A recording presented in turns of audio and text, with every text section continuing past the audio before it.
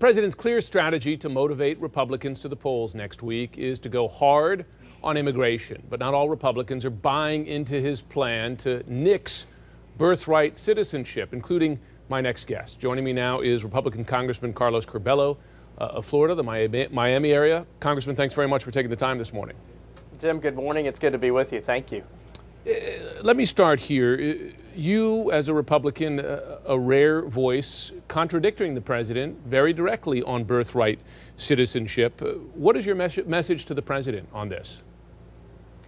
My message to the president is the same message we had for the past president.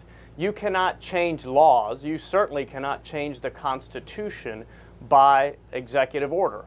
If the president wants to have a debate about this issue, if the president wants to point out some abuses in this area, that's okay, and that's something we can have a discussion about. But the president alone cannot change this policy, and it is law, and it is protected in the Constitution that those of us who are born in this country are citizens of this country, and that's it. There's nothing more to discuss for now.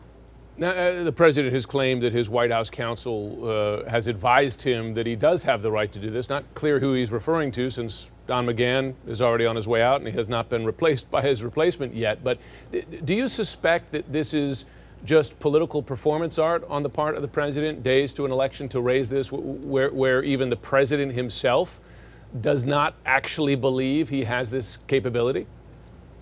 It's possible, but here's what I have to say to Republicans. They would be wrong and hypocritical if they didn't call this president out on this issue the same way they used to criticize President Obama when he used to draft executive orders and sign them even though they contradicted existing laws. We have to be consistent. We have to be honest, and I think that's the broader point about what we need in our politics today. Most Americans, believe it or not, are middle of the road. You wouldn't believe it from watching some of these rallies on either side. And most Americans want the country, the politicians, to figure out issues like immigration. And we know that if we're going to figure it out, we need to compromise. We need more border security. We also need a path to citizenship for dreamers, young immigrants brought to our country as children. This is what most people in our country crave for. And regrettably, it's not what our political system is yielding. I think we need fewer rallies and more conversations, more dialogue in this country to tackle and address the big issues, the challenges that face us. Let me ask you this. You're aware of this ad that is now running. We're not going to play it again because we don't want to give it more oxygen than it deserves. And in fact, it's based in part on a falsehood because this immigrant criminal was actually deported. But I want to ask you this. In your view, is the ad itself, is it racist? Is it bigoted in the way that it appears intended to portray people of Latino origin? I haven't seen the ad, but I can tell you that it's definitely part of a divide and conquer strategy that a lot of politicians, including the president, have used successfully in the past. I hope this doesn't work. I hope that type of strategy starts failing in our country. But that's up to the American people. I think Americans have to go out and vote for the best candidate in every race, for people who are going to bring this country together, help heal our politics. If we continue getting divided, if our politics continues growing more and more violent, our democracy is going to be at real risk. And look, Jim, my parents came from a country where politics became violent, and they lost their democracy, they lost their country, and they haven't been able to go back to their country for 60 years. Now, I'm not saying that we're at that level of risk here, but if we keep walking down this path where we portray everyone else in our country as a threat, as the enemy, whether it's members of the news media or people who disagree with us, I don't know who's going to win elections, but I know that eventually we will all lose. Part of the president's broader fear strategy is mobilizing thousands of troops to go to the U.S.-Mexico border to respond to a caravan of migrants. And we've been following the math here. The president now said 15,000 yesterday, which will mean that not only will there be many times more U.S. troops at the border than there are in Iraq today to fight ISIS, but even more than in Afghanistan to fight the Taliban, to fight al-Qaeda. Do you believe that is a smart allocation of the precious resource of the U.S. military?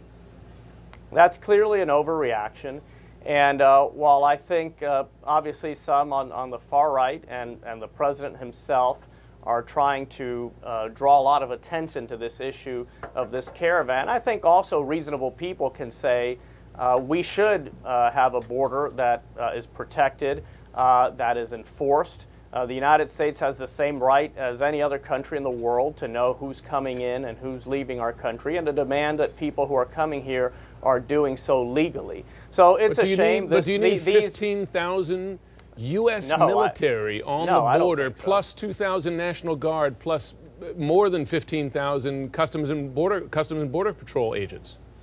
I certainly don't think so. What we need is smart border security, and we need to invest more at the border with new technologies, observation towers, drones, some physical barriers for sure, and make that part of a compromise to provide a path to citizenship for dreamers in our country, and do all sorts of other things that large majorities of Americans support. And in my view, that's what the president, and not just the president, but everyone running for office these days should be doing, trying to show how we can actually make progress on some of these big issues that have been dividing our country for so long. We're talking about immigration here. George W. Bush kicked off the modern-day conversation about immigration reform 13 years ago, and the political system has yielded nothing since. That's why people are so angry. That's why people are so frustrated, and those of us who want to lead have to start showing how we're actually going to make progress on these issues, rather than using these issues to divide the country for the benefit of politicians. Congressman Corbello, thanks for taking the time this morning. Thank you, Jim. You all have a good day. That was fascinating. Fewer rallies, more dialogue. And I don't know who's going to win elections, but we all lose if we don't get to a better place. Well, he said outright, as a Republican, he said he hopes that this strategy of fear fails, which is a remarkable thing for someone to say. And in such a tight race for him, too. Absolutely.